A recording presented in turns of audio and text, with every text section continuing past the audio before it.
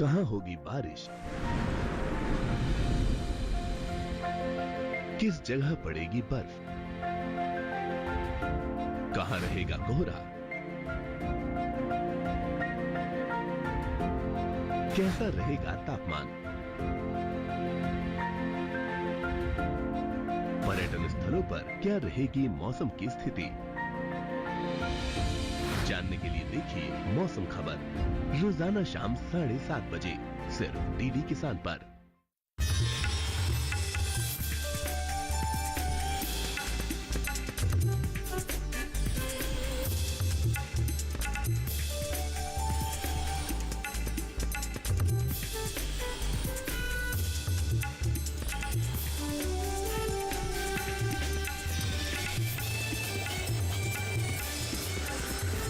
DD किसान, बदलते भारत की शान।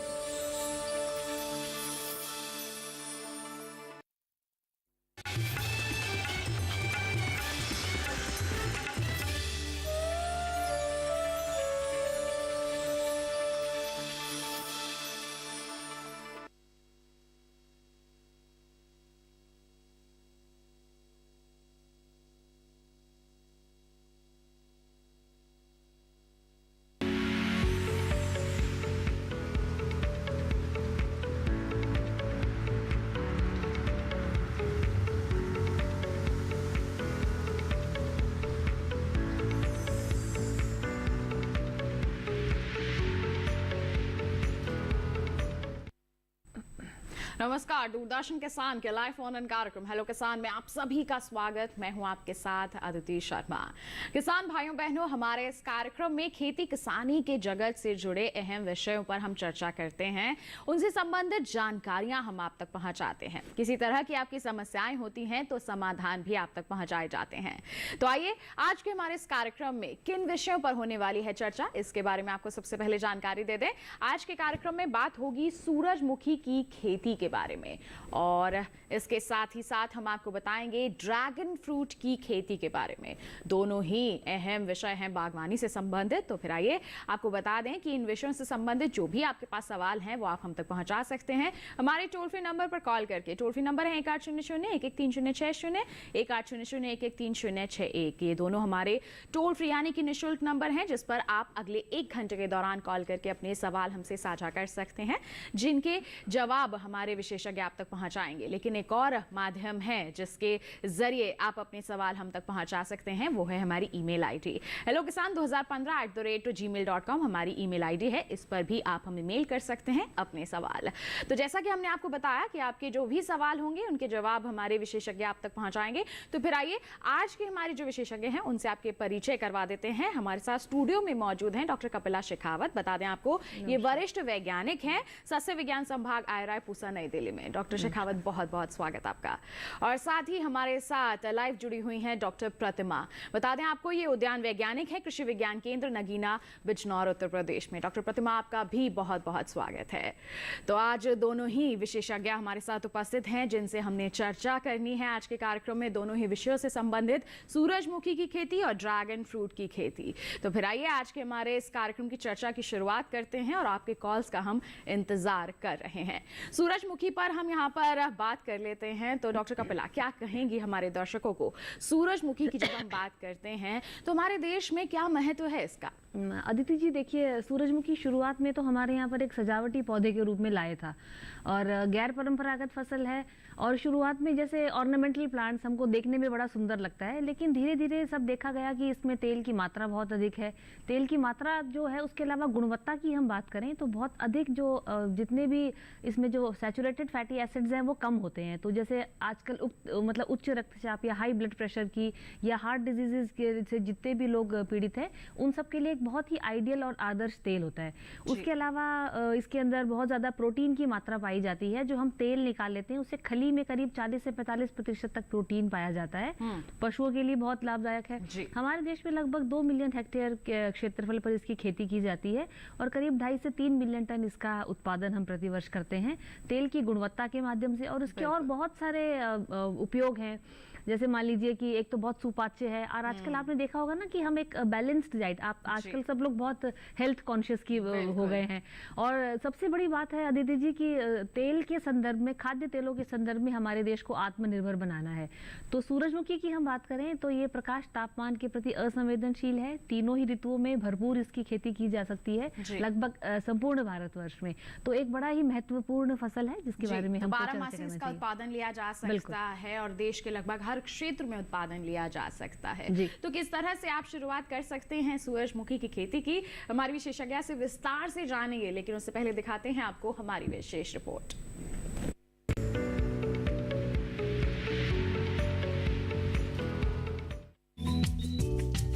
सूरजमुखी की खेती रबी, खरीफ और जायद तीनों मौसमों में की जा सकती है। जायद में इसे फरवरी के पहले हफ्ते से लेकर मध्य फरवरी तक बोया जाता है। बहुत से किसान गेहूं के बाद बुआई करते हैं। इस दौरान कतार से कतार की दूरी 45 से 60 सेंटीमीटर, पौधे से पौधे की 15 से 20 सेंटीमीटर और गहराई 4 से 5 सेंटीमीटर रखनी होगी। सूरजमुखी के लिए गहरी दोमट मिट्टी सबसे उपयुक्त मानी जाती है। ऐसी मिट्टी जिसमें अम्लीय और क्षारीय स्तर को सहन करने की क्षमता हो। ध्यान रहे कि जिस खेत में सूरजमुखी को लगाया जा रहा है उसमें जल निकासी की उचित व्यवस्था हो। वहीं पौधे की वृद्धि के लिए सामान्य तापमान चाहिए। बोने से पहले बीज को 12 घंटे तक पानी में भिगोकर रखें और फिर 3 से 4 घंटे तक छांव में सुखाएं। ऐसा करने से जमाव में आसानी होती है। बोने से पहले बीजोपचार भी जरूरी है। बुआई के 15 से 20 दिन बाद ज्यादा घने पौधों को निकाल देंगे। जहाँ तक सिंचाई का सवाल है तो सूरजमुखी में आमतौर पर 4 से 5 बार पानी की जरूरत होती है। पहली सिंचाई की बीज बोने के 20 से 25 दिन बाद की जाएगी। फूल निकलते और दाना भरते समय भी खेत में पर्याप्त नमी जरूरी है।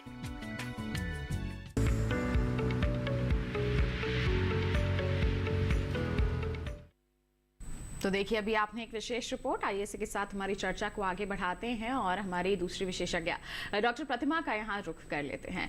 डॉक्टर प्रतिमा, ड्रैगन फ्रूट की खेती के बारे में हम आपसे जानना चाहेंगे। आमतौर पर हमारे जो किसान हैं आम, अमरूद, संतरा, मौसम्बी की खेती करते हैं, ज्यादा इसी को महत्व देते हैं, लेकिन ड्रैगन फ्रूट अब ये ज्यादा प्रचलित हो रहा है, तो इसके बारे में क्या कहेंगे आप? जी मैम, सबसे पहले मैं ये कहना चाहूंगी कि हमारे यहाँ जो है जलवायु परिवर्तन काफी हो रहा है। जलवायु परिवर्तन के चलते चलते वर्षा में भी काफी अनियमितता आ रही है और वर्षा की अनियमितता के कारण जो है किसानों की जो फसल है वो खराब होती है। तो इसलिए हमारे किसान भाई जो है वो परंपरागत फसलों से हटकर हमारे उद्यानिकी फसलों की तरफ, बागवानी फसलों की तरफ रुख मोड़ रहे हैं जी। और मैं आपको बता दूं, जो ड्रैगन फ्रूट है इसकी खेती, इसको ड्रैगन फ्रूट को कमलम नाम दिया गया है हमारे भारत में। वैसे हर देश में अलग अलग नाम है, लेकिन हर जगह जैसे वियतनाम है, मलेशिया है, श्रीलंका है, काफी करीब 20-22 देशों में इसकी खेती होती है। लेकिन अब भारत में भी इसकी खेती शुरू हो गई है और काफी ये हाल फिलहाल में काफी फेमस हो रहा है। ये अपने पौष्टिक गुणों के कारण काफी ये डिमांड में है और हमारे किसान भाई परंपरागत फसल को छोड़कर और कृषि विविधीकरण की तरफ, उद्यानिकी फसलों की तरफ अपना रुझान कर रहे हैं। क्योंकि हमारे भारत में 2017 में करीब हमारे यहाँ 3000 हेक्टेयर भूमि में इसकी खेती होती है और 3000 हेक्टेयर भूमि में खेती करने के बाद ये हमारे जो डिमांड है जनता की वो पूरा नहीं करने पाने में सक्षम नहीं है अभी। तो MID जो है, mission for integrated development horticulture के अनुसार इसकी खेती जो है आगे डेवलपमेंट करने के लिए आगामी 5 वर्षों में इसका एरिया क्षेत्र विस्तार करने का लक्ष्य रखा गया है, जिसमें केंद्र सरकार ने भी निर्णय लिया है क्योंकि इसकी जो डिमांड है काफी ज्यादा मात्रा में है और इसे सुपर फ्रूट के नाम से भी जाना जाता है। बिल्कुल, तो देखिए अब यहाँ पर सुपर फूड की जो डिमांड है, जो मांग है, वो लगातार बढ़ती जा रही है और इसी के चलते इसकी खेती को भी बढ़ावा दिया जा रहा है। बहुत ही अच्छा विकल्प साबित हो सकता है आपकी आय को बढ़ाने का। तो किस तरह से आप ड्रैगन फ्रूट की खेती को अपना सकते हैं, इसके बारे में हमारे विशेषज्ञ से विस्तार से समझेंगे, लेकिन उससे पहले देखते हैं एक विशेष रिपोर्ट।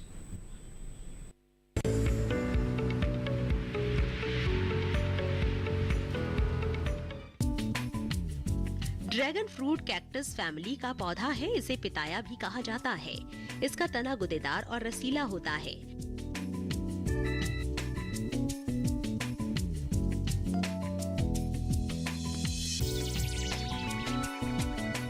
इसलिए बाजार में इसकी अच्छी मांग है।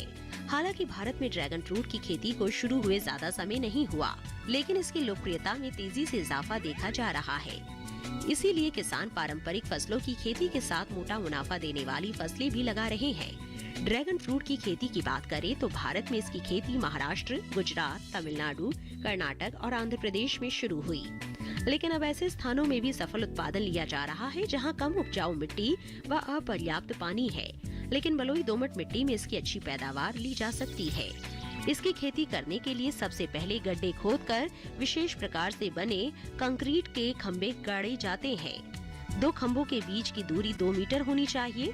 उसके बाद मिट्टी चढ़ाकर हर खंभे के पास 4 पौधे रोप दिए जाते हैं। अप्रैल जुलाई के माह में रोपाई कर पानी दे दिया जाता है। हर माह गोबर या रासायनिक खाद डालते रहे, समय समय पर खरपतवार हटाते रहे।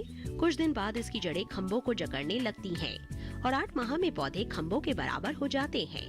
रुपाई के 16 माह बाद पौधों पर छोटे छोटे उभार बनने लगते हैं। यही उभार पहले कलियों का रूप ले लेते हैं और फिर फल का। रुपाई के 18 माह बाद जब फल पूरी तरह गुलाबी हो जाए तो इनकी तुड़ाई कर ली जाती है। 1 एकड़ से करीब 3600 किलो फल की पैदावार होती है।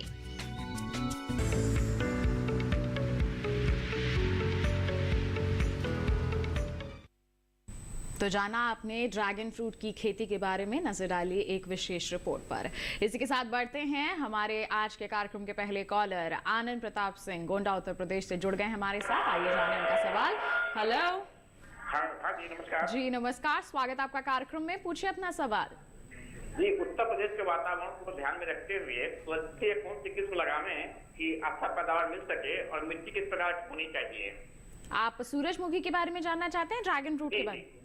सूरजमुखी के बारे में जानना चाहते हैं, तो क्या कहेंगे डॉक्टर? जी, सूरजमुखी की जैसे हम बात कर रहे थे कि तीनों ही ऋतुओं में इसको उगाते हैं, तो अभी जैसे आपने फसल ले ली, इसको खरीफ में भी लिया जा सकता है, लेकिन जो ये अपना उत्तरी मैदानी क्षेत्र जितना भी है, पंजाब, हरियाणा, उत्तर प्रदेश, इन क्षेत्रों में ज्यादातर हम इसको ग्रीष्मकालीन या जिसको हम समर सीजन जो कहते हैं, उसमें हम ज्यादा इसको प्रेफर करते हैं, क्योंकि कम अवधि की फसल है और इसका जो करीब 100 से 110 दिन में ये पककर आपकी तैयार हो जाती है। तो गर्मी का मौसम ज्यादा अनुकूल रहता है। हाँ, जैसे मान लीजिए कई बार आप तोरिया की फसल लेते हैं या आपने अर्ली मस्टर्ड लिया है, तो आपका खेत जो है फरवरी के मध्य तक खाली हो जाता है। तो फरवरी के मध्य से खरीफ की बुआई आप करेंगे जुलाई की शुरुआत में या जून के आखिर में, तो वो समय एकदम अनुकूल है सूरजमुखी की बुआई के लिए। तो करीब 15 फरवरी से 15 मार्च तक का जो मौसम है उसको हम स्प्रिंग सीजन कहते हैं, और 15 मार्च के आसपास आपको ध्यान ये रखना है कि आपकी खरीफ की बुआई से पहले इसकी जो फसल है वो कट के तैयार हो जाए। तो कुछ बहुत ही अच्छी किस्में हैं। अभी हालांकि बुआई के लिए तो इस समय लेट है, लेकिन अगर आप अगले साल ये लेना चाहें तो खरीफ की जगह में हम यही कहेंगे आपको कि आप ग्रीष्मकालीन सूरजमुखी की फसल लें। 100 से 110 दिन की इसकी अवधि होगी। बहुत सारी अच्छी उन्नत किस्में हैं, संकर किस्में भी हैं, KBSH1 है, कुछ प्राइवेट सेक्टर की भी जो CVRC से रिलीज वेराइटीज हैं, आप JK चित्रा, सूर्या, इनमें से एक बहुत अच्छी किस्म का चुनाव कर सकते हैं और 2.5 से 3 टन प्रति हेक्टेयर तक आपको इसकी उपज प्राप्त हो सकती है। बिल्कुल, तो अनुकूल मौसम आपको हमारे विशेषज्ञ ने बता दिया है, कौन सी किस्मों का चयन कर सकते हैं, इसके बारे में आपको जानकारी मिल गई है। बढ़ते हैं आगे और मेल्स का सिलसिला यहाँ शुरू हो गया है, तो आप भी अपना फोन उठाइए या फिर कॉल कीजिए या फिर आप हमें ईमेल भी कर सकते हैं, सवाल हम तक पहुंचा सकते हैं।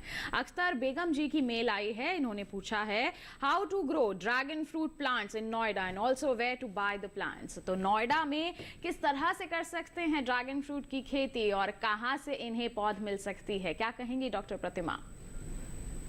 मैम, सबसे पहले मैं ये कहना चाहूंगी कि जो भी ड्रैगन फ्रूट की खेती करना चाहते हैं, कर्नाटका से भी इसकी प्लांटिंग मटेरियल पौध मिलती है। ये 2 प्रकार से हम पौधे को लगा सकते हैं। सबसे पहले तो हम बीज के माध्यम से लगाते हैं, तो उसमें टाइम ज्यादा लगता है, जो कि आर्थिक दृष्टिकोण से सही नहीं है किसानों के लिए।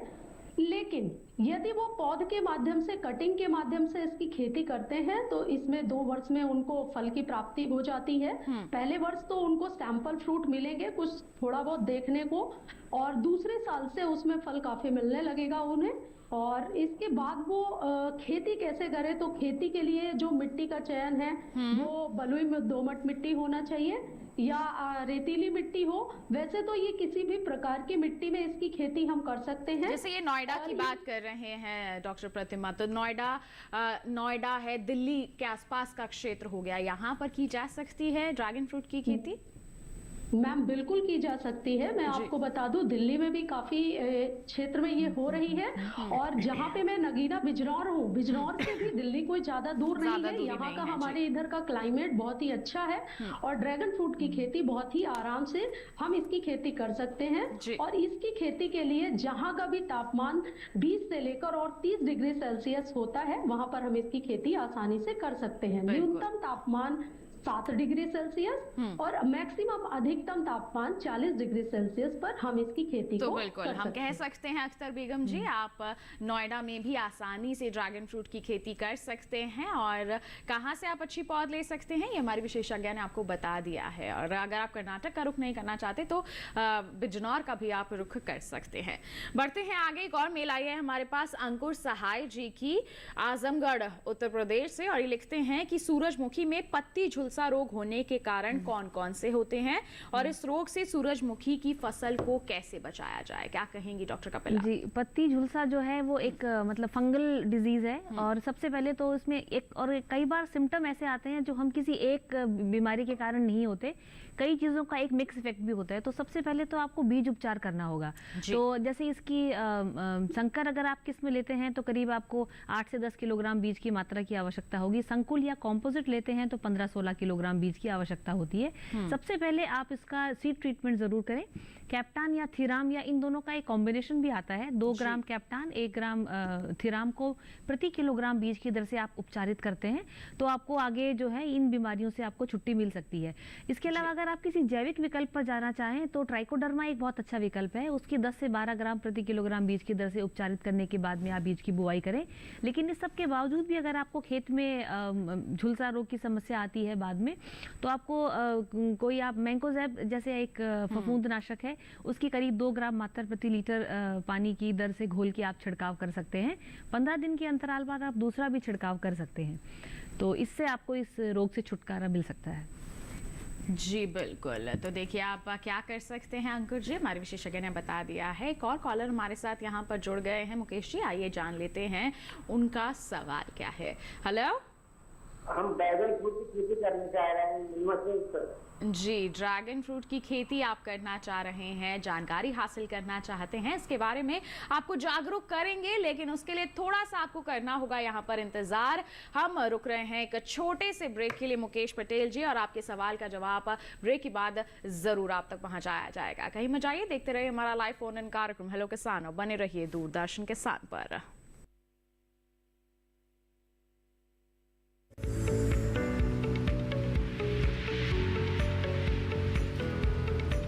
अरे भाई, सुना नहीं क्या? केसीसी ने किसानों का जिंदगी बदल दिया है। देश के छोटे किसान 1,60,000 रुपये तक का कर्ज बिना किसी गारंटी को ले पाएंगे। ब्याज खोरों से भी पीछा छुटा। मैं तो जैविक खेती का पूरा सामान मंगा लिया। केसीसी का भी कोई दबाव नहीं है। ब्याज चुकाने के लिए पूरा 1 साल मिलता है। समय पर भुगतान करने पर केवल 4% के सालाना ब्याज पे लोन मिल गया मुझे। अपना आधार कार्ड, लेटेस्ट फोटो और जमीन के कागजात लेके अप्लाई करो बस। और नामांकन भरने के लिए जेब भी ढीली नहीं करनी पड़ी।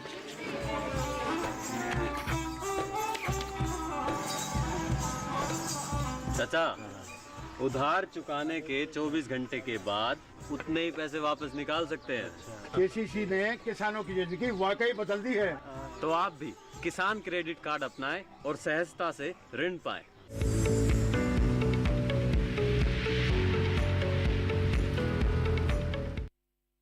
ब्रेक के बाद दूरदर्शन किसान के लाइव फोन इन कार्यक्रम हेलो किसान में स्वागत आप सभी का। आज हम चर्चा कर रहे हैं सूरजमुखी की खेती और ड्रैगन फ्रूट की खेती के बारे में। और आपके पास कोई सवाल है तो आप हमारे टोल फ्री नंबर पर कॉल कर सकते हैं या फिर ईमेल के माध्यम से भी अपने सवाल हम तक पहुंचा सकते हैं।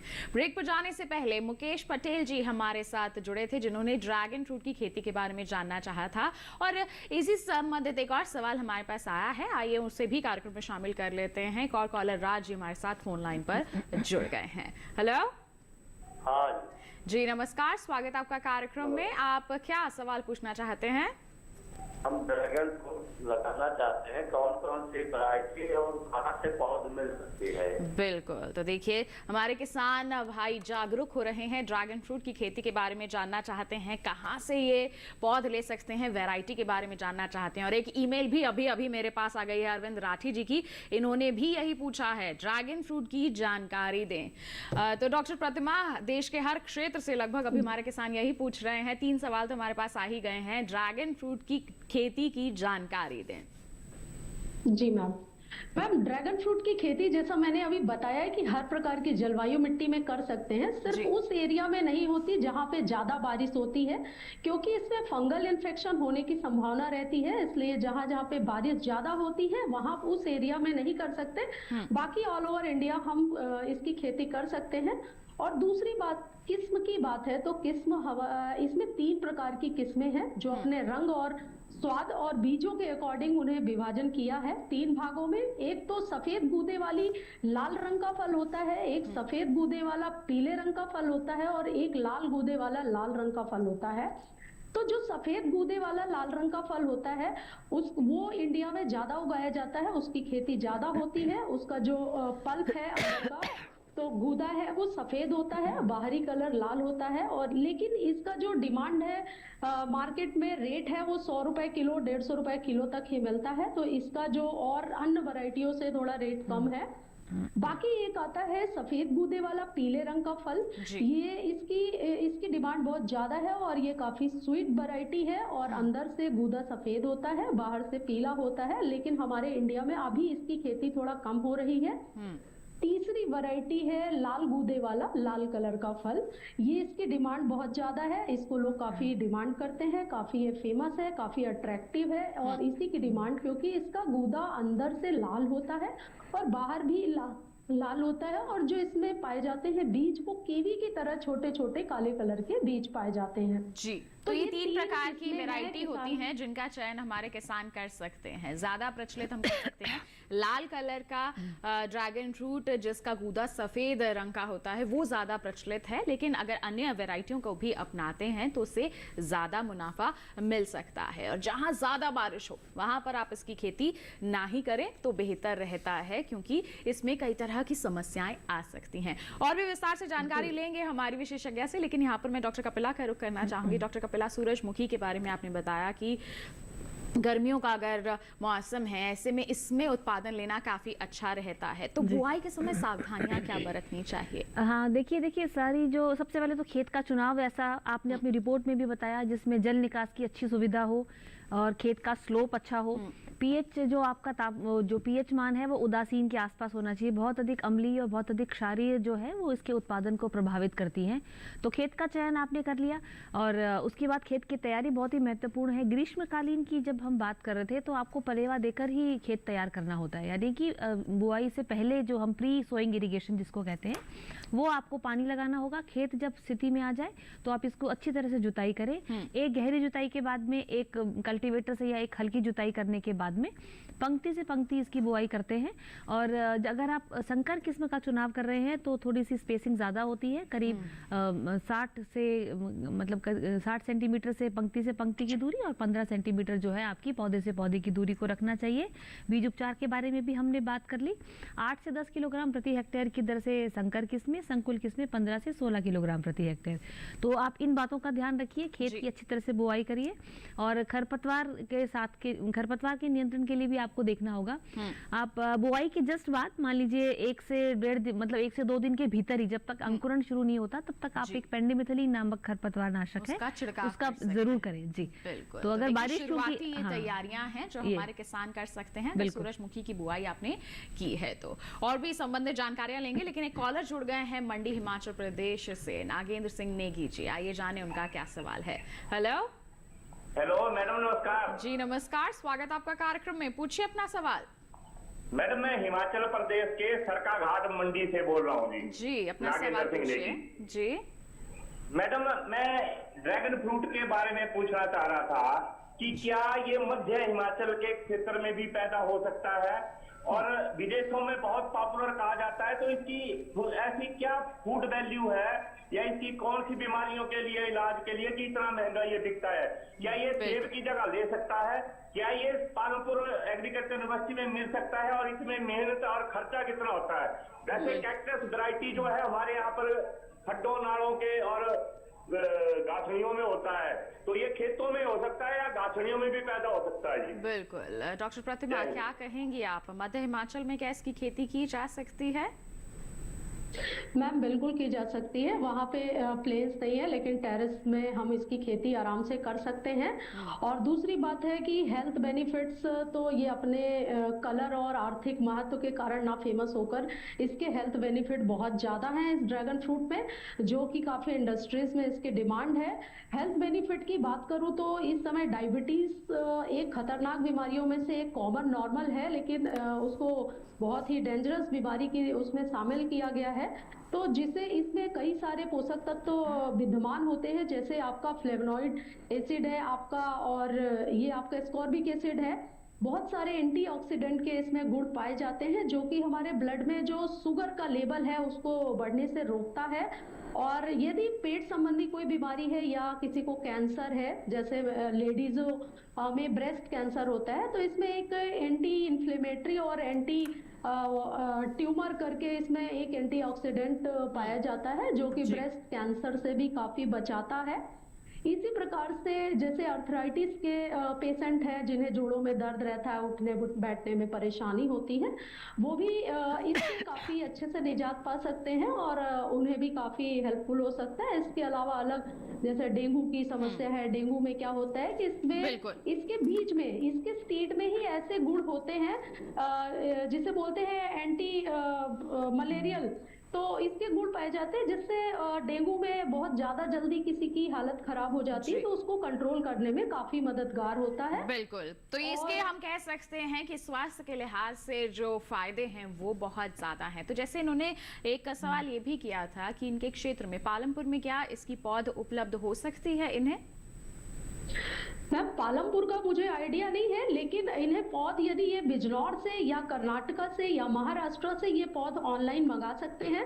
मैं नंबर इन्हें बता दूं, यहाँ पे बिजनौर में भी अभी भी हमारे सलावा गांव है, उमरी गांव है, वहां पर जितने भी पौध इन्हें चाहिए वो अवेलेबल हो जाएंगी। तो इन्हें सिर्फ ऑनलाइन जो भी स्पीड पोस्ट का होगा, जो भी चार्जेस होगा, 30 से 40 रुपीज पर प्लांट यहाँ पे मिल रहा है, तो ये आसानी से इसके प्लांट्स को यहाँ पे कटिंग्स को मंगा सकते हैं। बिल्कुल। तो देखिए नागेंद्र जी, आपके जितने भी सवाल थे हमारे विशेषज्ञ ने उसका जवाब आपको दे दिया है। बढ़ते हैं आगे। एक मेल आ गई है हमारे पास दिलबाग सिंह जी की, कुरुक्षेत्र हरियाणा से, और डॉक्टर कपिला ये मेल आपके लिए है। सनफ्लावर की हाइब्रिड वेराइटी सीड कहाँ से मिल सकते हैं, हमें संपर्क कहाँ करना है, ये बताएं। बिल्कुल। देखिए जो हरियाणा का जो क्षेत्र है, जहाँ आजकल पहले धान और गेहूं का फसल चक्र बहुत ही ज्यादा प्रचलन में था, अब इसके कारण से कुछ समस्याएं, पर्यावरणीय समस्याएं होने लगी है। डॉक्टर प्रतिमा ने शुरुआत ही इस बात से की कि आजकल हम क्लाइमेट चेंज के एरा में हैं, जहाँ पानी की समस्या है, तापमान ज्यादा है, तो हम लोग जो है क्रॉपिंग सिस्टम डाइवर्सिफिकेशन कहते हैं इनको। तो जो कन्वेंशनल फसलें हैं उनकी जगह हम इस तरह की फसलें लेते हैं। पहला बात तो ये है। हरियाणा बहुत ही आइडियल जगह है जहाँ आप इवन धान की खेती के बाद और गेहूं की खेती अगर आप समय से कर लेते हैं, तो उसके बाद भी जो आपका इंटरवल बचता है ग्रीष्मकालीन, उसमें आप सूरजमुखी ले सकते हैं। उसको हम फसल चक्र सघनीकरण भी कहते हैं, यानी कि 2 की जगह आप 3 फसलें प्रतिवर्ष ले रहे हैं। तो आपने बताया कि बीज कहाँ से उपलब्ध है। कुरुक्षेत्र से आप हैं, पंजाब एग्रीकल्चर यूनिवर्सिटी जो आपने सुना होगा लुधियाना में है, यहाँ पे इसका all India coordinated research project का सेंटर है। वहाँ पे बीज फर्स्ट कम फर्स्ट सर्विस के उसके ऊपर उपलब्ध होता है। और उसके अलावा आप जितनी भी मंडियां हैं, जो प्राइवेट ऑर्गेनाइजेशंस है, प्राइवेट जो आपके बीज विक्रेताएं हैं, उन सब पर भी आपको इसकी किस्में मिल सकती हैं। पीएयू से आप फोन के माध्यम से भी, टेलीफोनिक मीडियम से भी आप पता लगा सकते हैं कि आपके क्षेत्र के लिए सबसे अच्छी संस्तुतित किस्म कौन सी है। तो वो आप चाहे तो किसी लोकल मार्केट से लें, आपको पीएयू से भी ये आपको उपलब्ध हो सकती हैं। तो इनमें से आप जो प्रचलित किस्में हैं उनका आप चयन करके और सफलतापूर्वक आप अपने जो सीजन है उसका जो 100 दिन प्रयोग करके 1-2 की जगह एक एडिशनल फसल आप हरियाणा के क्षेत्र में ले सकते हैं। बिल्कुल। तो दिलबाग जी, आपके सवाल का जवाब हमारे विशेषज्ञ ने आपको दे दिया है। और एक और कॉलर हमारे साथ यहाँ पर जुड़ गए हैं, दिनेश कुमार जी दिल्ली से। आइए जाने उनका क्या सवाल है। हेलो जी, नमस्कार, स्वागत आपका कार्यक्रम में। क्या सवाल है आपका? जी मैम, मेरा सवाल ये था जी, जो आज के जी मैम, मेरा सवाल ये था कि जो दोनों विशेषज्ञ हैं बहुत अच्छा वो बता रहे हैं, लेकिन मेरा ये था कि जो ड्रैगन फ्रूट का जो 1 हेक्टेयर में कितनी लागत आती है वो बताना बहुत जरूरी है, क्योंकि कई बार किसान उत्सुक मतलब एकदम उत्साहित हो जाते हैं और उसके पीछे चले जाते हैं, लेकिन जब तक हम कॉस्ट ऑफ कल्टीवेशन और उनकी जो लागतें कितने समय में मिलेगी वो नहीं बताएंगे तो एक अलग बहुत ही अच्छा सवाल डॉक्टर यहाँ पर आपने पूछा है दिनेश जी। डॉक्टर प्रतिमा आपके सवाल का जवाब जरूर देंगी। तो डॉक्टर प्रतिमा क्या कहेंगे आप, 1 हेक्टेयर में कितनी लागत आती है, हमारे किसान भाई जानना चाहते हैं ये। जी मैम, मैं बता दूं, जैसा कि इनके अकॉर्डिंग भी और भी किसान भाई हमारे सुन रहे होंगे, तो यदि मैं छोटे से 1 एकड़ के हिसाब से यदि मैं इन्हें बताना चाहूं तो 1 एकड़ में ये मान के चलिए आप 2.5 से 3 लाख स्टार्टिंग में लागत लगती है, क्योंकि ये पौधा जो है सपोर्ट सिस्टम चाहता है, सपोर्ट बिना सहारे से ये पौधा नहीं चल सकता है। तो हमारे किसान भाइयों को पहले पोल बनाने पड़ेंगे, इसके लिए खंभे की जरूरत होती है। पोल बनाने के बाद पोल से लेकर और जो लेबर कॉस्ट है और उसमें प्लांटिंग मटेरियल है। प्लांटिंग मटेरियल में तो हमारे उद्यान विभाग से हर जिले में हर राज्य में अलग अलग है, अनुदान की व्यवस्था भी है। 30,000 रुपए प्रति हेक्टेयर के हिसाब से पौध लेने के लिए ये सब्सिडी भी दी जाती है। तो सबसे पहली बात तो ये है। और दूसरी बात है, यदि 1 एकड़ की बात मैं करूं तो करीब आपको 450 से 500 पोल लग जाएंगे। 400 से 500 पोल के हिसाब से आप 4 पौधे एक पोल पे लगाते हैं तो 2000 पौधों की जरूरत पड़ेगी।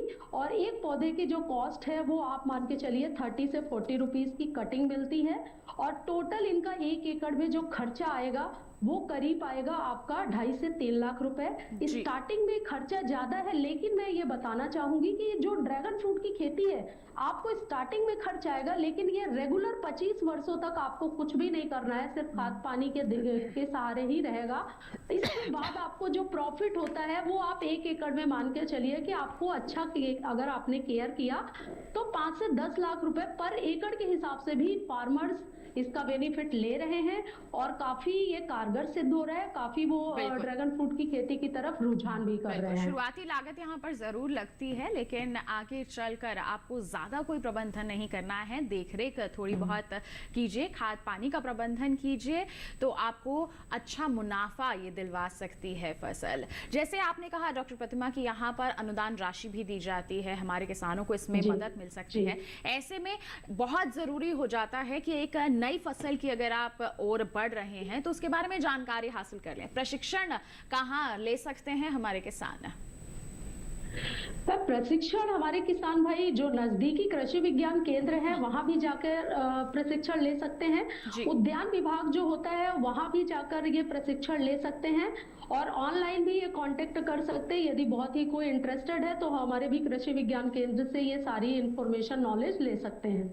बिल्कुल, तो देखिए प्रशिक्षण यहाँ पर बहुत ज़रूरी है, जिसके लिए आप जो संबंधित क्षेत्र हैं वहाँ रुख कर सकते हैं, कृषि विज्ञान केंद्र जा सकते हैं, उद्यान विभाग का रुख कर सकते हैं और ऑनलाइन भी आप प्रशिक्षण प्राप्त कर सकते हैं और इसकी खेती की शुरुआत कर सकते हैं। तो देखिए ड्रैगन फ्रूट की खेती हो या फिर सूरजमुखी की खेती हो, सभी में आपको सतर्कता बरतनी बहुत ज़रूरी है और कौन सी सावधानियां आपको बरतनी है इसके बारे में चर्चा करेंगे हमारी दोनों ही विशेषज्ञों से। लेकिन एक छोटे से ब्रेक के बाद कहीं मत जाइए, देखते रहिए हमारा लाइव फोन कार्यक्रम हेलो किसान और बने रहिए दूरदर्शन किसान पर।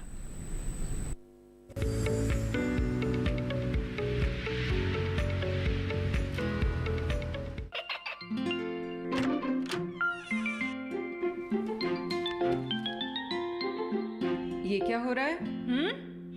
काशवी, इतने कम मार्क्स? काशू बेटा पढ़ा करो, पढ़ोगी नहीं तो आगे कैसे बढ़ोगी? मम्मा मैं भी तो आपसे यही कहना चाहती हूँ, पढ़ा करो। आप पढ़ोगे नहीं तो आगे कैसे बढ़ोगे? मतलब? वो देखो, सिर्फ बैक पर छपा ऑर्गेनिक नहीं, ऑर्गेनिक का निशान पहचानिए। पीजीएस ऑर्गेनिक का ये लोगो उन किसानों की पहचान है जो आज भी परंपरागत विधि से रसायन मुक्त खेती कर आपके लिए शुद्ध फसल उपजा रहे हैं। अब समझे मम्मा, अगर मैं प्योर ऑर्गेनिक फूड नहीं खाऊंगी तो अच्छे मार्क्स कहाँ से लाऊंगी? अच्छा बच्चों, जैविक खेती की इस मुहिम को आगे बढ़ाइए, शुद्ध ऑर्गेनिक अपनाइए।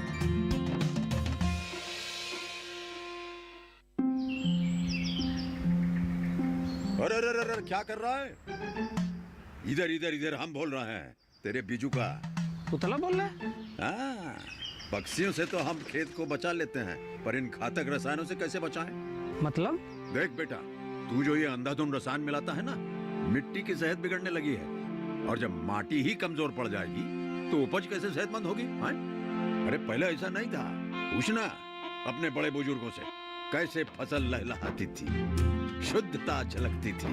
हाँ, माटी भी तंदुरुस्त और लोग भी। पहली वाली बात कहाँ? पर अब तो सब यही डाले हैं। सब नहीं, आज भी लाखों जागरूक किसान परंपरागत विधि से फसल उगा रहे हैं। खर्चा कम और उपज की कीमत भी बेहतर पा रहे हैं। ठीक है भाई, मैं भी आज से जैविक खेती शुरू करूंगा। माटी से प्रेम की परंपरा है परंपरागत खेती।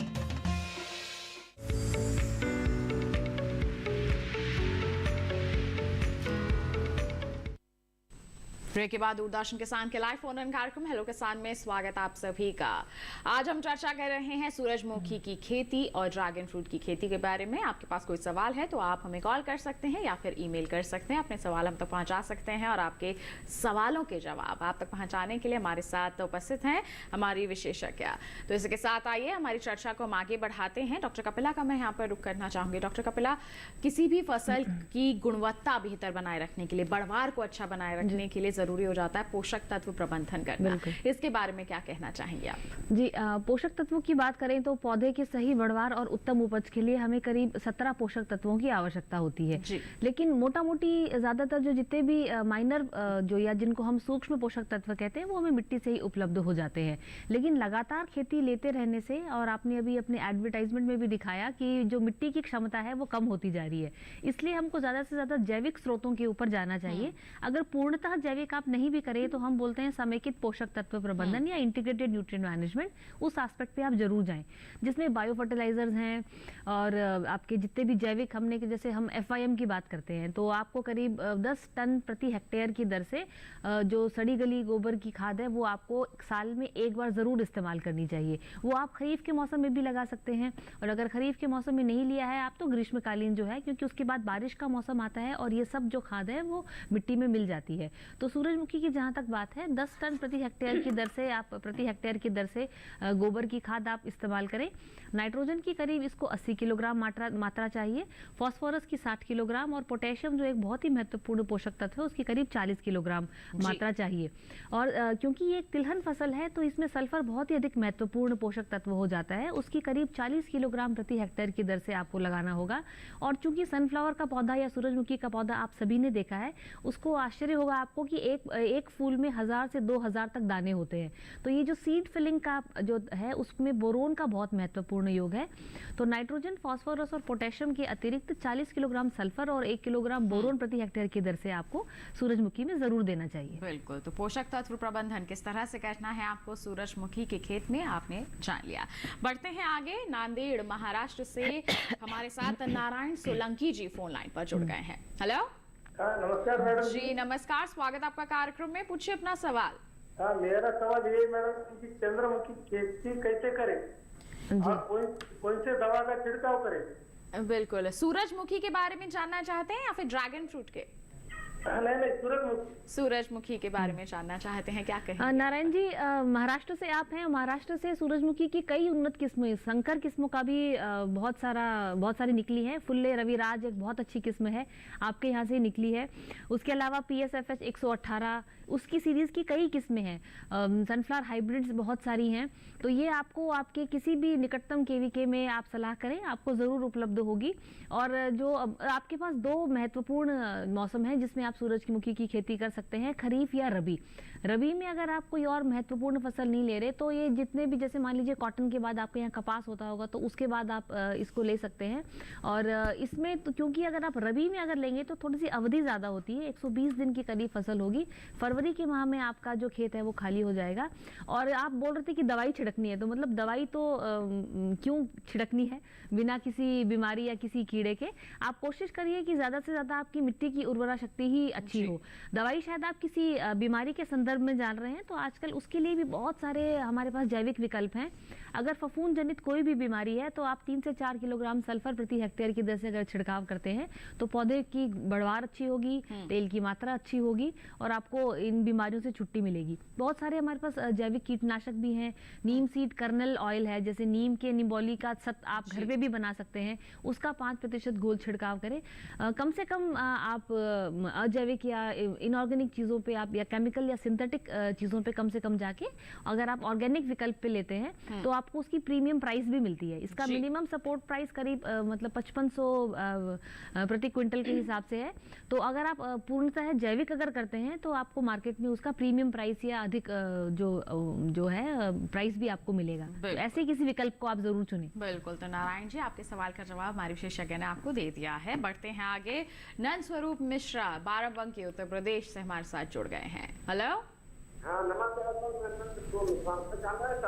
गर्मी का मौसम हमें सिंचाई के हिसाब से करनी चाहिए, पट जाती है मढ़ाई और भंडारण के हिसाब से करना चाहिए।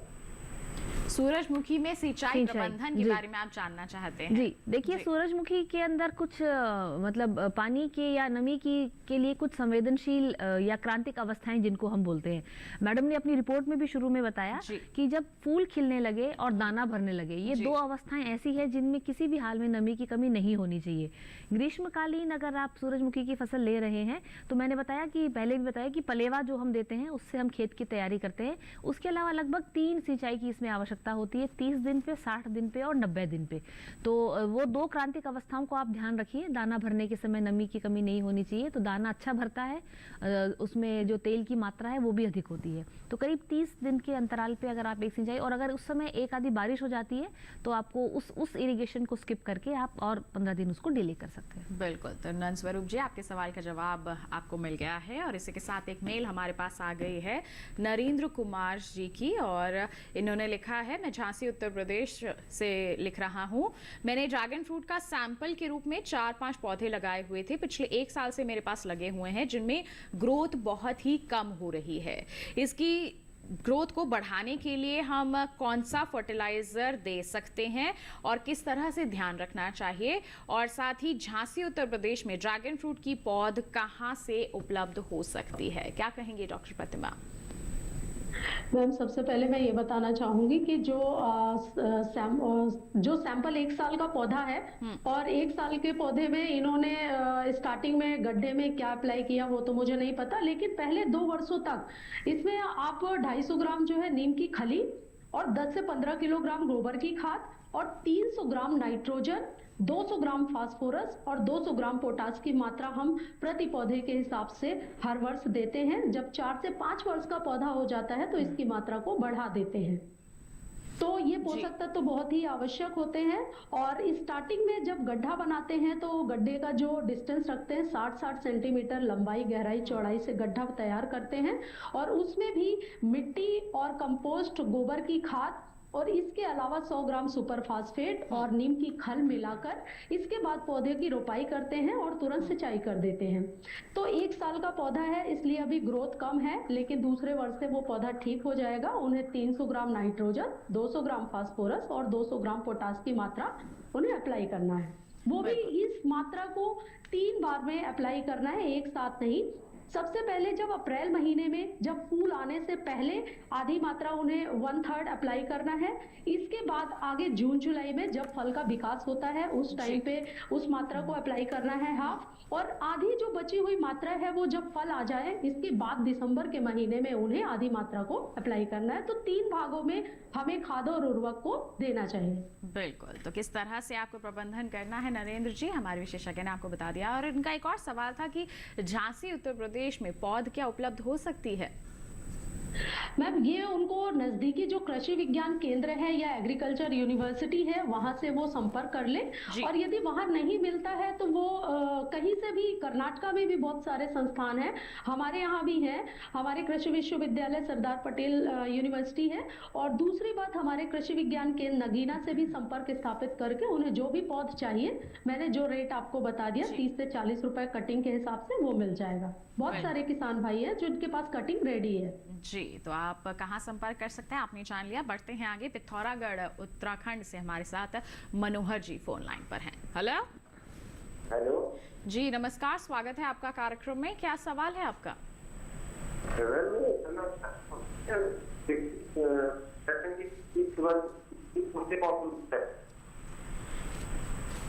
जी, ड्रैगन फ्रूट की खेती आप करना चाहते हैं, कौन सा मौसम सही रहेगा? उत्तराखंड पिथौरागढ़ से बात कर रहे हैं ये डॉक्टर प्रतिमा, क्या कहेंगी, किस समय ये कर सकते हैं पिथौरागढ़ में?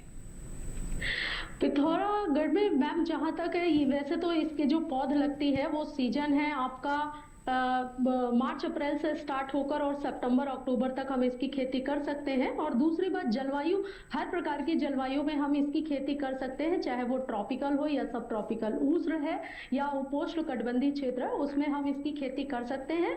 और दूसरी बात, इनका क्वेश्चन दूसरा क्या था वो मुझे समझ नहीं आया, वो मुझे रिपीट कर दीजिए। इन्होंने जानना चाहा है कि समय क्या रहता है, कि किस तरह से, मतलब जैसे अभी कि अपने क्षेत्र पिथौरागढ़ में ये कर सकते हैं कि नहीं, और जैसे भी आपने कहा कि हाँ ये कर सकते हैं, तो समय क्या रहता है लगाने का, शुरुआती समय क्या रहेगा? समय मैम फरवरी मार्च से स्टार्ट करके आप सितंबर तक आप इसकी खेती कर सकते हैं। फरवरी मार्च में उस स्थान पे होता है जहाँ पे बारिश की व्यवस्था, पानी की व्यवस्था है, और यदि पानी की व्यवस्था नहीं है, कोई नेचर पे डिपेंड है, तो वो जून जुलाई में इसका मौसम सही होता है, उस समय जून जुलाई में भी कर की जा सकती है। बिल्कुल, तो देखिए यहाँ पर आप कर सकते हैं किस समय, हमारे विशेषज्ञ ने आपको बता दिया है। बढ़ते हैं आगे, और अब मैं यहाँ पर डॉक्टर कपिला का रुख करना चाहूंगी। डॉक्टर कपिला, सूरजमुखी का उत्पादन लेना है, उसमें समस्याएं भी कई आती होंगी, जैसे आपने खरपतवार का यहाँ पर जिक्र किया था, तो कोई कीट या फिर रोग भी लगते हैं? जी बिल्कुल, बहुत ही आकर्षक फूल होते हैं इसके, तो कीटों की समस्या तो इसमें रहती है। और कई बार देखा गया है कि बीमारियां भी आती हैं। अब ज्यादातर जो ग्रीष्मकालीन हम जब लेते हैं तब तापमान ज्यादा होता है और ह्यूमिडिटी या आर्द्रता कम होती है, उस समय कम से कम कीड़े और बीमारियां इस फसल में लगती है। खरीफ के मौसम में क्योंकि बारिश ज्यादा होती है, कई बार हमने जैसे रबी के मौसम में अगर आप लगाते हो तो जनवरी के माह में बड़ी फॉग होता है, कोहरा छाया रहता है, तो ऐसी समस्याओं जो है वो ज्यादा उन मौसम में देखी गई है। तो अगर आपकी उसमें कीट जो है दो तरह के होते हैं, एक तो चूसक कीट होते हैं और एक काटने वाले कीट होते हैं। तो चूसक कीट अगर कोई भी है तो इमिडाक्लोप्रिड नाम का एक कीटनाशक है, उसकी 60 से 65 मिलीलीटर मात्रा प्रति एकड़ की दर से 200 लीटर पानी में घोल बनाकर आप छिड़क सकते हैं। तो इससे तो कीटों की समस्या आपकी दूर हो जाएगी। अगर बीमारी है तो हम शुरू से ही बात कर रहे हैं कि आप बीज उपचार करें। एक इसके अंदर जो समस्या आती है मुख्यतः रस्ट की जो समस्या है, उसके लिए हम एप्रॉन एसडी नामक एक फफूंदनाशक है, उसकी करीब 6 ग्राम प्रति किलोग्राम की बीज की दर से अगर आप उपचारित करते हैं तो आपको इस तरह की समस्याएं जो फफूंद जनित बीमारियां हैं वो कम आ सकती है। और फिर भी अगर आपको आती है, जैसे मान लीजिए आप देखेंगे कि कई बार हेड जो है पीछे से झुक जाता है और एक सफेद रंग की कवक उसमें जम जाती है, उसके लिए आप जैसे मैंगोजेब भी हमने बताया, उसके अलावा डाइथेन Z78 या डाइथेन M45 की 0.1% घोल को अगर आप छिड़काव कर देते हैं तो इन बीमारियों से आप अपनी फसल को बचा सकते हैं। तो ये समस्याएं आ सकती हैं जब आप सूरजमुखी का उत्पादन ले रहे हैं। आपको घबराना नहीं है, बस सतर्कता बरतनी है, और पहले अगर आप बचाव कर लेंगे तो फायदा रहेगा। और अगर बचाव नहीं भी हो पाया है, लक्षण आपको नजर आ रहे हैं, तो आप उपचार कैसे कर सकते हैं हमारे विशेषज्ञ ने आपको बता दिया है। और ऐसे ही संबंधित जानकारी ड्रैगन फ्रूट के बारे में भी आप तक पहुंचाएंगे, लेकिन एक छोटे से ब्रेक के बाद। कहीं मत जाइए, देखते रहिए हमारा लाइव फोन कार्यक्रम हेलो किसानों, बने रहिए दूरदर्शन किसान पर।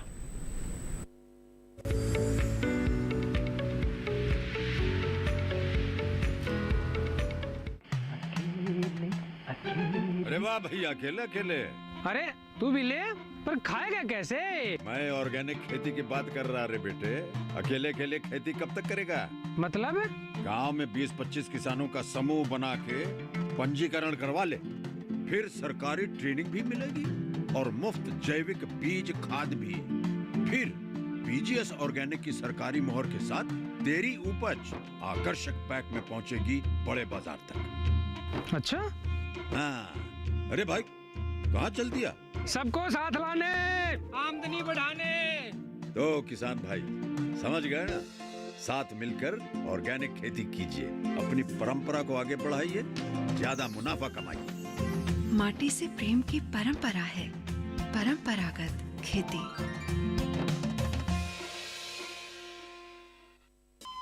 अरे सुन तो। मुझे क्या सुनाना चाहते हो? जो सुनाओ मेरी सौतन को। किसको? अरे वही तुम्हारा मोबाइल फोन जिससे सुबह शाम दिन रात चिपके रहते थे और कहते थे किसान कॉल सेंटर से बातें हो रही हैं। अच्छा ये बात है। हाँ क्यों, क्या हुआ?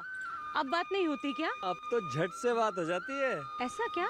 हाँ, अब तो ज्यादा लाइनें और खास तकनीक के कारण खेती के माहिरों से तुरंत बात हो जाती है। और अगर कभी लाइन व्यस्त हो तो अपनी समस्या फोन पर रिकॉर्ड करा दो, वहाँ से फोन आ जाता है और समस्या की हल का मैसेज भी आ जाता है। ये देखो आ गया। अरे वाह, इसका मतलब इंतजार की घड़ी अब खत्म। हाँ। तभी मैं सोचूं कि आजकल मुझ पर इतना प्यार क्यों आ रहा है। कृषि संबंधी समस्याओं का अपनी भाषा में तुरंत हल पाने के लिए पूरे भारत में किसी भी फोन से हेल्पलाइन नंबर पर संपर्क करें। किसानों का दोस्त किसान कॉल सेंटर।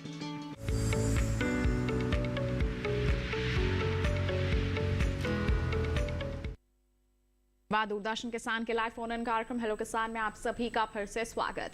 लगातार हमारी चर्चा जारी है सूरजमुखी और ड्रैगन फ्रूट की खेती के बारे में। आपके पास कोई सवाल है तो जल्दी से आप अपना फोन उठा लीजिए क्योंकि समय काफी कम रह गया है। अपने सवाल आप हम तक पहुंचा सकते हैं, टोल फ्री नंबर पर कॉल कीजिए या फिर ईमेल भी कर सकते हैं। और इस वक्त बता दें एक ईमेल हमारे पास आ गई है जिसे हम कार्यक्रम में शामिल कर लेते हैं। रानी खेत उत्तराखंड से महावीर नेगी जी ने मेल भेजी है। ड्रैगन फ्रूट की खेती करने के लिए कितना तापमान उपयुक्त रहता है और क्या पहाड़ी इलाकों में हो सकती है इसकी खेती? डॉक्टर प्रतिमा क्या कहेंगे आप? जी मैम, बिल्कुल पहाड़ी इलाकों में इसकी खेती हो सकती है। और तापमान की बात करें तो तापमान मैंने बताया है स्टार्टिंग से ही कि 20 डिग्री सेल्सियस तापमान से 30 डिग्री सेल्सियस तापमान की आवश्यकता होती है। शुष्क क्षेत्रों में भी इसकी खेती कर सकते हैं। दूसरी न्यूनतम जो है 60 डिग्री सेल्सियस होना चाहिए और अधिकतम जो है वो 40 डिग्री सेल्सियस होना चाहिए। इससे ज्यादा तापमान होने पर सनबर्न की स्थिति पैदा होती है। तो ये आराम 20 से 30 डिग्री सेल्सियस तापमान पर इसकी खेती कर सकते हैं। बिल्कुल कर सकते हैं ये पहाड़ी इलाकों में। डॉक्टर प्रतिमा, अंतिम सवाल आपसे मैं लेना चाहूंगी, हमारे दर्शकों को क्या संदेश देना चाहेंगी ड्रैगन फ्रूट की खेती के लिए कम शब्दों में, क्योंकि समय की कमी है थोड़ी मेरे पास। जैसा कि मैम ड्रैगन फ्रूट बहुत ही अच्छी खेती में माना जाता है और क्योंकि परंपरागत खेती से हटकर हमारे किसान भाई उद्यान की फसल बागवानी फसलों की ओर कृषि विविधीकरण की तरफ अग्रसर हो, क्योंकि जब तक ये कृषि विविधीकरण नहीं अपनाएंगे तो वो निरंतर अपनी आमदनी को आगे नहीं बढ़ा पाएंगे और इन्हें हमारे किसान भाइयों को निरंतर पैसे की जरूरत होती है कि हर महीने पैसे आए। तो इसमें 6 महीने रेगुलर जो है आमदनी बनी रहती है। जुलाई से लेकर और दिसंबर के माह तक रेगुलर इनको निरंतर अच्छी आमदनी प्राप्त हो सकती है। बस शुरुआत में थोड़ी मेहनत यहाँ पर जरूर करने की जरूरत है, जिसमें आपको पूरा सहयोग मिलता है हमारे कृषि वैज्ञानिकों का, सारी सलाह और विभाग द्वारा तो अनुदान राशि भी मुहैया करवाई जाती है। बिल्कुल डॉक्टर प्रतिमा, बहुत बहुत धन्यवाद देना चाहेंगे आपका, आप हमारे साथ जुड़े, आपने सभी को जागरूक किया है, बहुत बहुत धन्यवाद। थैंक यू सो मच, नमस्कार। तो ड्रैगन फ्रूट की खेती के बारे में तो आपने जान लिया, अब सूरजमुखी का रुख कर लेते हैं, डॉक्टर कपिला का यहाँ पर रुख कर लेते हैं। डॉक्टर कपिला, आपने कहा था कि तेल की मांग काफी अच्छी बनी हुई है, तो इसमें तेल की मात्रा को बढ़ाने के लिए हमारे किसान क्या कर सकते हैं? जो आजकल जितनी भी किस्में हैं उनमें करीब 40 से 45% तक तेल इसमें पाया जाता है और बहुत ही गुड क्वालिटी, मतलब अच्छा तेल पाया जाता है। लेकिन वो कई बार पोषक तत्वों की मात्रा पर भी निर्भर करता है कि किस प्रकार आप प्रबंधन करते हैं। 40 किलोग्राम सल्फर प्रति हेक्टेयर की हमने शुरुआत में ही बात की, जो आप उसमें एक आप फॉस्फोरस के लिए DAP जब यूज करते हैं उसकी जगह आप सिंगल सुपर फॉस्फेट यूज कर सकते हैं। उसमें करीब जिसमें आपने फास्फोरस के साथ साथ में उसके अंदर गंधक या जिसको हम सल्फर बोलते हैं उसकी भी अधिक मात्रा होती है। अगर आपकी मिट्टी जो है वो अगर उसको रिक्लेम करना हो तो आप गंधक आप उसमें यूज कर सकते हैं, उससे भी सल्फर की उपलब्धता होती है। अगर फूल खिलने के समय थायोयूरिया नाम का एक रसायन होता है, उसका अगर आप 500 ग्राम मात्रा को 500 लीटर पानी में घोलकर 1 हेक्टेयर की दर से अगर आप छिड़काव करते हैं तो भी इसमें तेल की मात्रा जो है वो बढ़ती है। इसमें तेल में जो सबसे महत्वपूर्ण बात है अदिति जी कि आप 1 महीने के अंदर अंदर आपको इसको तेल को निकलवा लेना चाहिए। अगर आप उससे ज़्यादा उसको रखते हैं तो उसमें एफ्लाटॉक्सिन या वो मतलब वो कुछ एक एंटी न्यूट्रिशनल फैक्टर है वो बन जाता है, और निकाले हुए तेल को आप 1 साल तक भी इसका भंडारण कर सकते हैं। और सही मॉइस्चर पे या सही नमी पे इसका भंडारण करने से भी तेल की मात्रा जो है उसमें वो बरकरार रहती है और गुणवत्ता भी बरकरार रहती है। बिल्कुल। और जैसे आपने कहा कि भंडारण भी कर सकते हैं, तो भंडारण करने के लिए कोई सावधानियां भी बरतनी होती हैं यहाँ पर? जी देखिए, अब चूंकि इसके अंदर तेल की मात्रा के लिए उसका जो सीड कोट है वो थोड़ा हार्ड होता है, तो इसमें ज़्यादातर जो भंडारण के कीट हैं वो कम लगते हैं, लेकिन फिर भी जो इसके अंदर जो बहुत ही टेस्टी इसका जो अंदर का कर्नल है उसकी वजह से कीड़ों की समस्या इसमें देखी गई है। तो जैसे हमने बताया कि जब हम इसकी कटाई करते हैं तो करीब 15 से 20% तक जब इसके अंदर नमी रहती है दानों में, तभी हम कटाई कर लेते हैं। तो आप पूरा समय दीजिए जब तक कि इसकी नमी जो है वो 8 से 10% तक ना आ जाए। आप बजा कर देखेंगे तो दाने बजेंगे, इसका मतलब कि वो प्रॉपर ड्राई हो चुके हैं। प्रॉपर ड्राइंग के बाद में ही आप इसको भंडारण करना है। आप जब स्टैक करते हैं बोरियों में तो वो नीचे ना लगे, एक किसी उठे हुए तल पे आप इसको रखें। और आप जो हम बाकी जो भंडारण के लिए सावधानियां रखते हैं, जैसे हम फ्यूमिगेशन करते रहते हैं, उसके अंदर वातन सही होना चाहिए, तापमान और कहीं से कोई नमी या लीकेज इस तरह का नहीं होनी चाहिए। तो जो सामान्य भंडारण की जो सावधानियां बरतनी चाहिए वो हमें सूरजमुखी के संदर्भ में भी करनी चाहिए। तेल की जो है उसको सही, हम कच्ची घानी से भी इसका तेल निकाल सकते हैं, और जो खली बचती है वो पशुओं के चारे में बहुत काम आती है। तो कई उपयोग हैं, पौधे से कई तरह के उपयोग यहाँ पर हो सकते हैं। तो कई तरह के फायदे हमें मिल सकते हैं अगर हम सूरजमुखी की खेती को अपनाते हैं। तो बिल्कुल डॉक्टर कपिला, आपका बहुत बहुत धन्यवाद देना चाहेंगे। आपने सूरजमुखी की खेती के बारे में इतनी अहम जानकारियां सभी दर्शकों के साथ साझा की। बहुत बहुत धन्यवाद उपस्थित होने के लिए। तो किसान भाइयों बहनों, कैसे कर सकते हैं आप सूरजमुखी की खेती और ड्रैगन फ्रूट की खेती की शुरुआत कैसे करनी है, ये आपने सब जान लिया है। ये तो बात हो गई आज के कार्यक्रम की। अब अगले कार्यक्रम में क्या विषय हम आपके लिए लेकर आने वाले हैं, आइए आपको बताते हैं। अगले कार्यक्रम का विषय रहेगा गर्मियों में दुधारू पशुओं की देखभाल, और साथ ही हम आपको बताएंगे मुर्गी पालन के बारे में। दोनों ही अहम विषय हैं। अगर आपके पास कोई सवाल है, पहले ही अपने सवाल हम तक पहुंचाइए। ईमेल कर सकते हैं आप, ईमेल आईडी है hellokisan2015@gmail.com।